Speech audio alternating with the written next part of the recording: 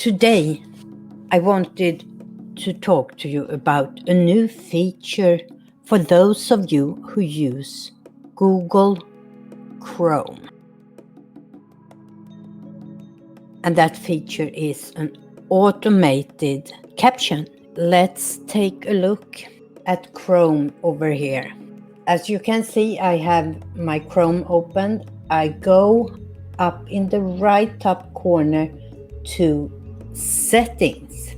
In the left-hand side here, I have to go under Advanced Accessibility. And at the top here, you see Live Caption.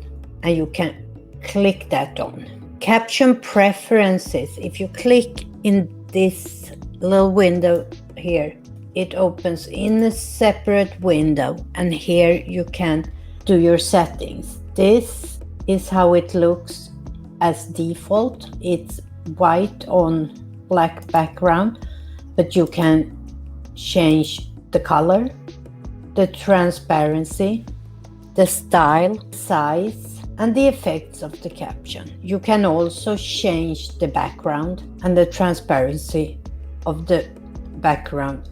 And you can change the window content. You can dim the window content. Once again, you go open your Chrome, you go to Settings, and in Settings you go to Advanced Accessibility. I tested it today and I want to show you. I have enabled captions here on my Chrome, so let's pick anything here. And down here is the auto caption. I can move this window to where I prefer it. I can enlarge it or have it a little smaller. And this is in the default setup. You see it up here, and I can easily move it around. With this function, as you can see here, it is surprisingly effective and really picks up everything that is said. This is a function that I think many will be happy to have.